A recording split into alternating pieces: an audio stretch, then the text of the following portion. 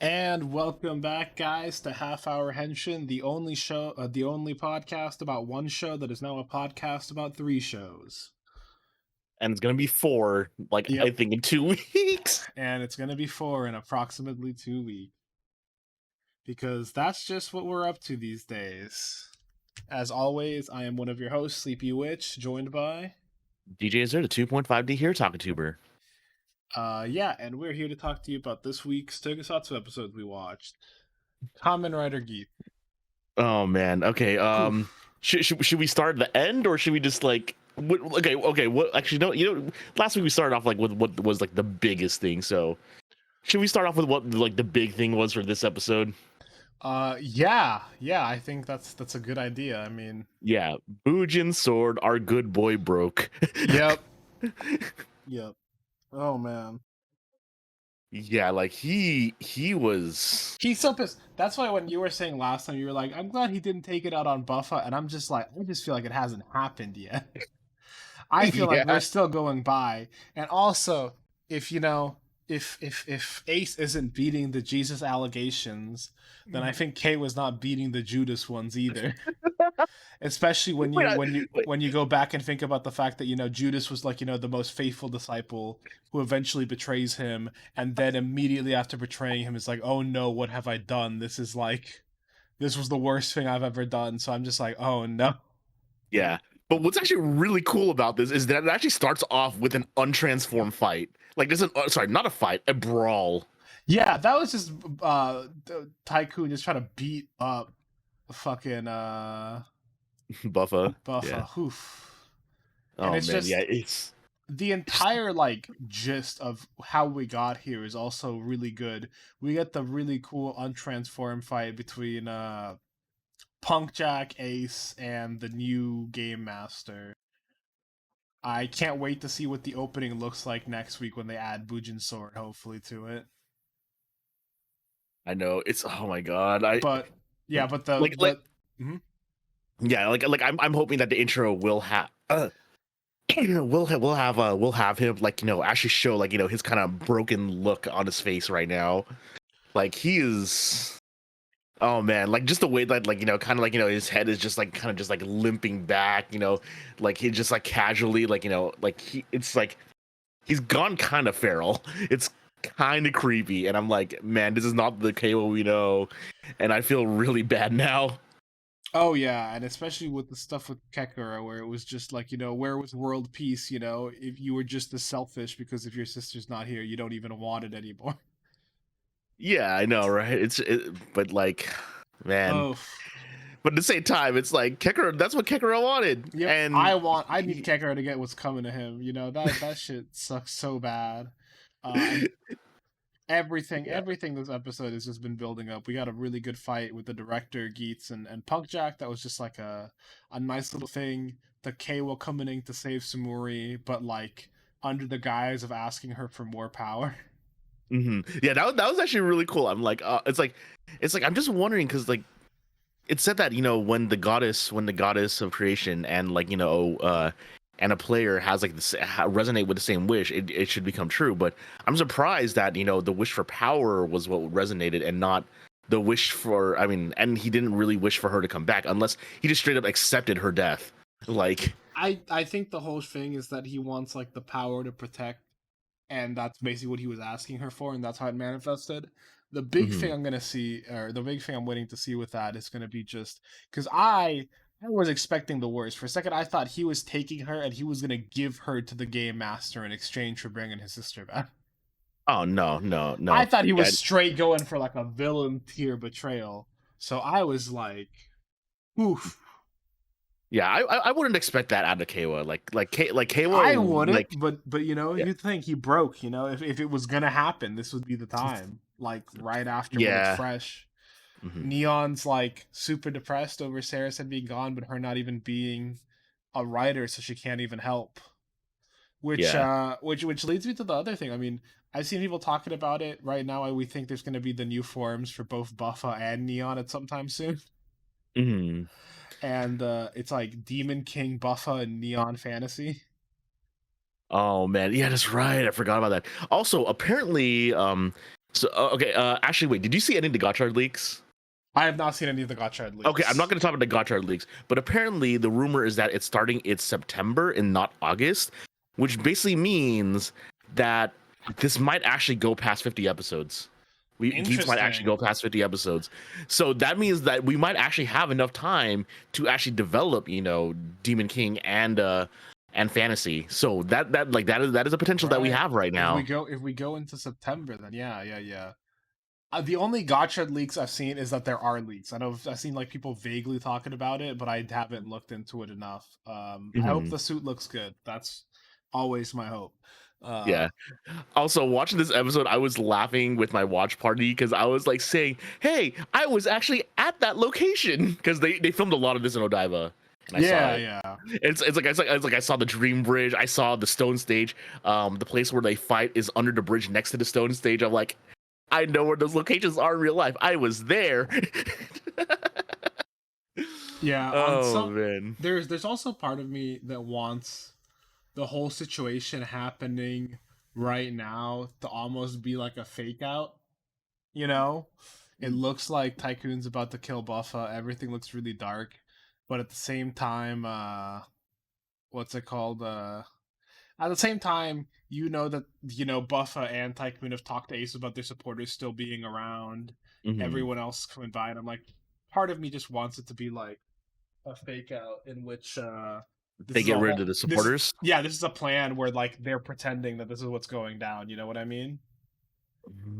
But I feel that's the case. But I mean at the same time, man, this is why it's really hard to guess now that it's not like a TV show. Yeah, because we're no longer relying on like tropes and meta stuff to kind of guide us along. Yeah. And we're basically going off of like their actions, and I mean. Also, can we talk about how cute the scene where Ace is taking like Sumuri shopping in? I was about to talk about that next, but I was just stuck on this whole like Keiwa breaking thing. Yeah, I mean it was just cute, and I really like her disguise. She looks just so uncomfortable. Yeah.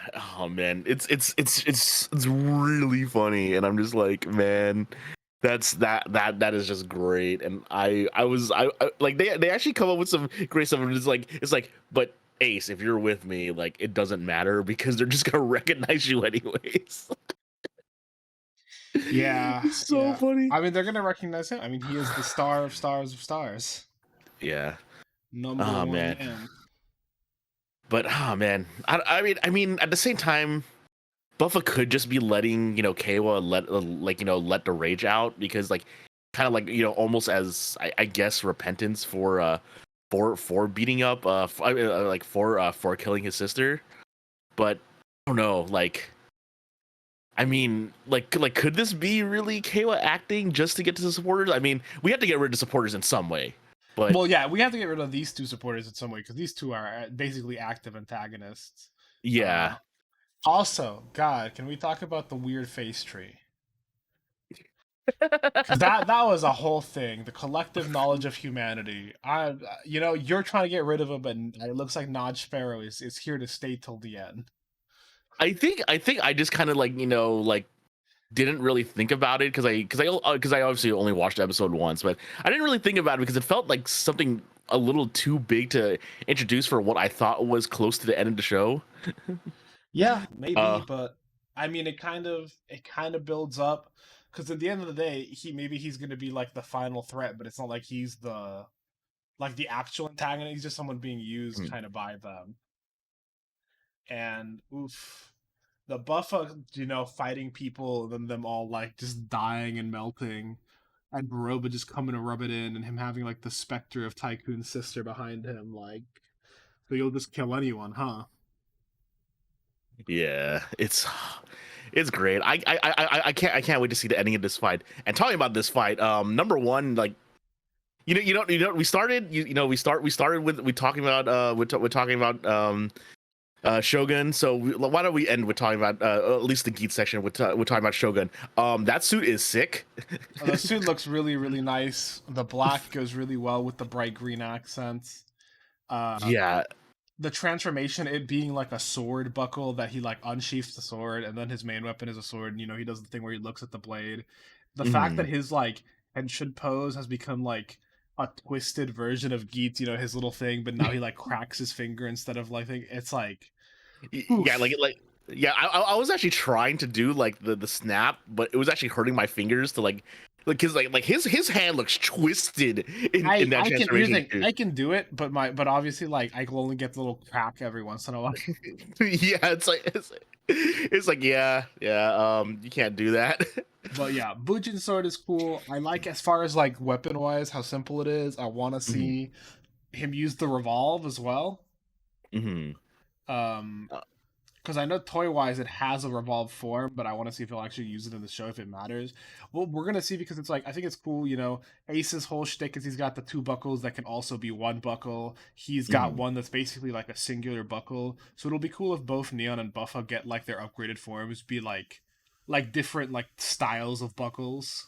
You know? Yeah, I mean, I'm assuming so, like that will have like another dual buckle, but also I really do love how the sword sheaths and unsheaths for his finisher. I'm like, On the buckle. Oh my god, it looks so nice. I need to see about saving up to pick up it's not P this for this Bandai, one. is it? I don't think so. I think Okay, it's just yeah. a. I think it's a bit more than like the regular buckles have been, but I think it's just Hmm. because obviously it's like a two-sider one. Hmm.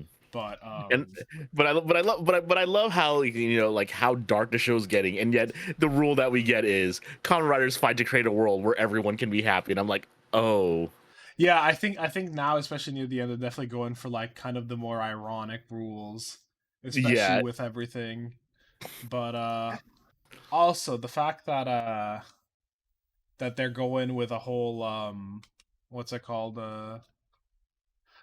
they're going with a whole cult thing for Nodge Spare. yeah. So we're gonna see how that angle goes. I'm so tired of this, dude. I know you are. It's like I say it as a joke, but at the same time, it's just really funny how he is sticking around this, and we have not we didn't even get to see Lobo again. Like, and Lobo was a really good character. We all loved Lobo. Yep. Also, can we talk about but yeah, but she was a good guy. That's why her being gone is what hurts the most. Can we talk Yeah, about that? We get the like, the preview, and it's like that's the way. This is the kind of common writer of yearning to see, and it's like framed over Keiwa doing like an actual writer kick. yeah. So it's Oh like, oh man, my god, yeah, I wonder if that kick is to Kekara. Like, if it's to Kekara, I will be happy.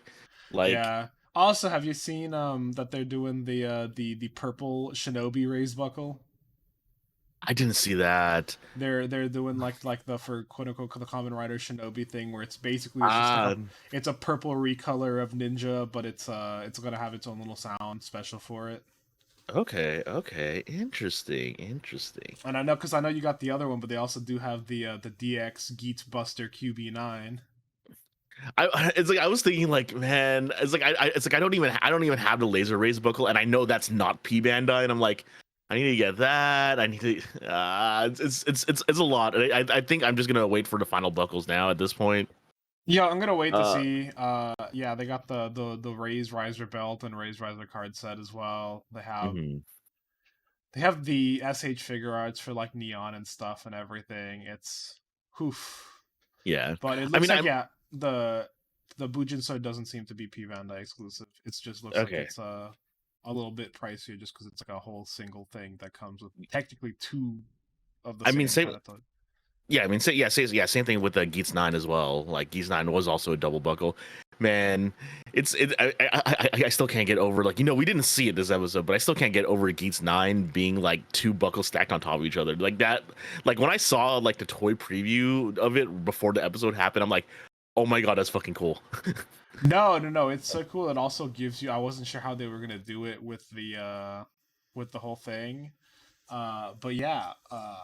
Also, just speaking of toys, I'll transition to that later. But we got the next episode of Jasaris as well. My Um, god. I mean, again, not much, not too much to talk about plot wise. Another really good fight. It looks like it is. We were right. This is a fight. This is a world that's like what you Looping. call it, looping in time. Yeah, shit.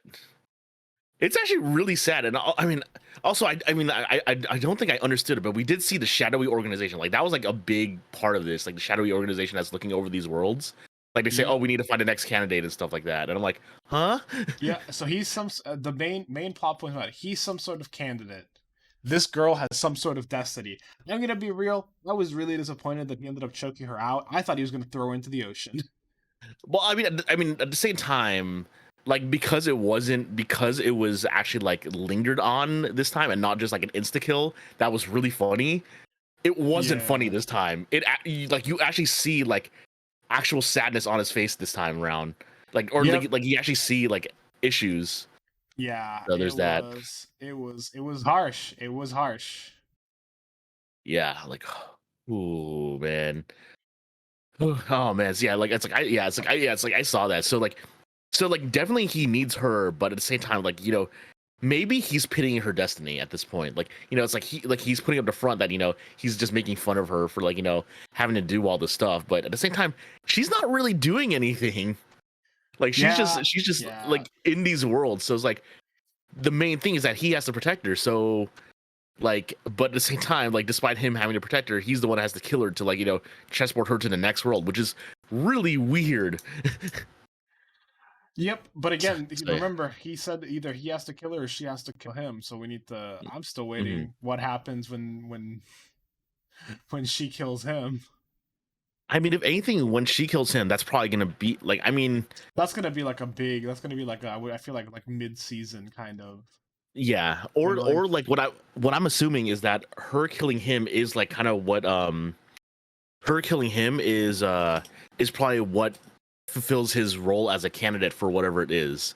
Like that's what I'm assuming. here's Like the he thing. has to die by his charge. I feel like it either fulfills his like calling there, Yeah, or it breaks it in some way. Like they would have to look for another candidate, and they were talking about how it like oh, it they might take them forever to get another candidate or whatever. So they're like, hey, let's how about we got to start looking diligently or whatever.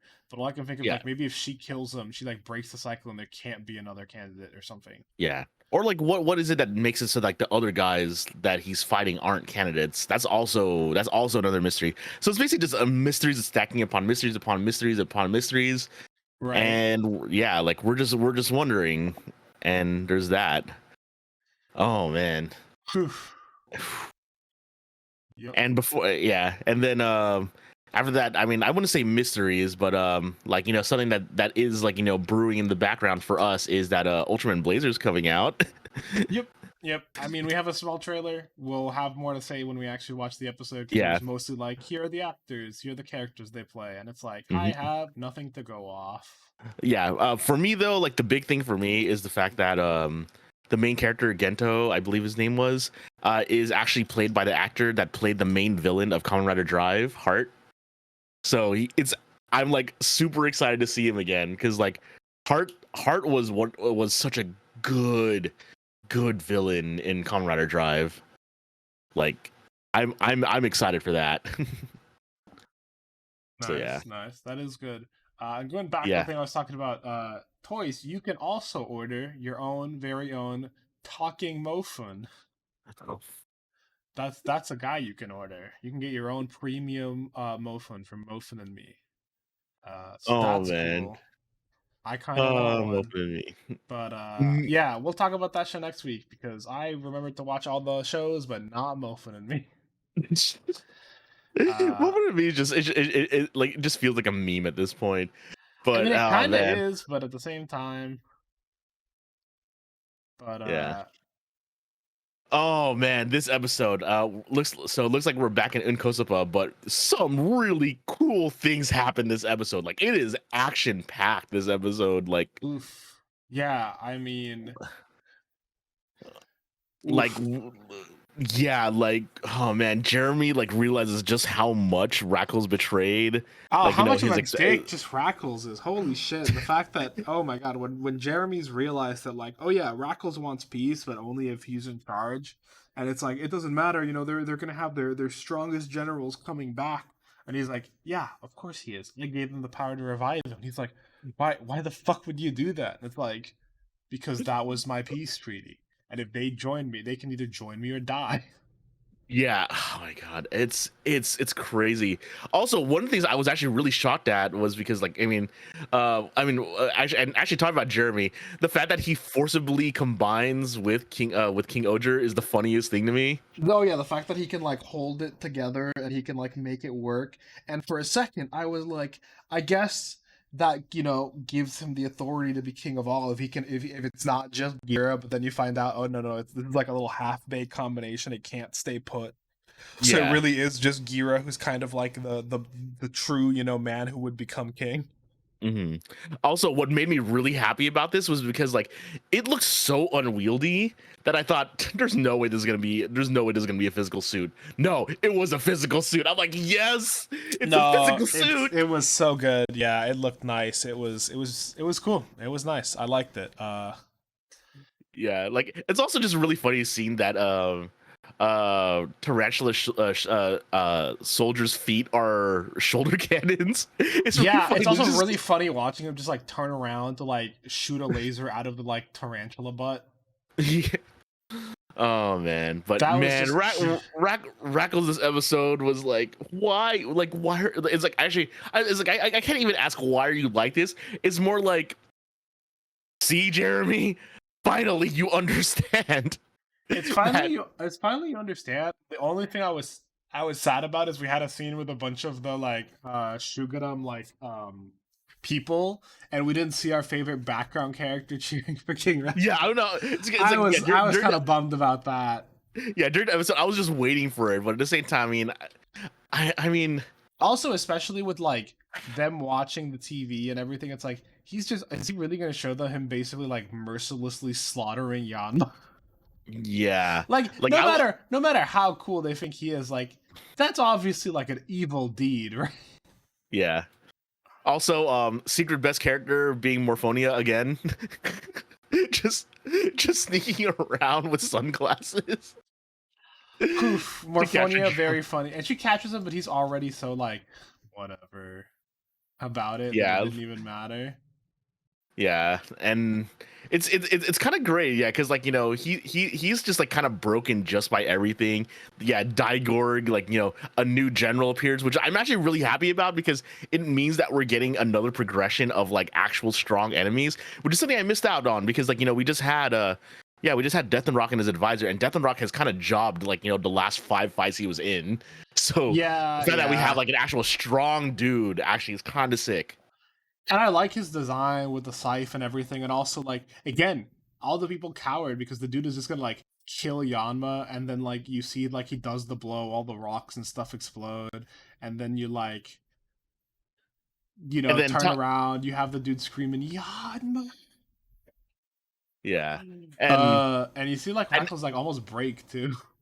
yeah, and the other great part about this as well too is the fact that, like, despite it being despite it being told that, like, he already, like, that Dabowski let it slip that Gira was alive. The fact that Gira finally gets his confrontation with Rackles again, and he does it in the coolest way possible. But that's not even before Shiokara brings him to the fight.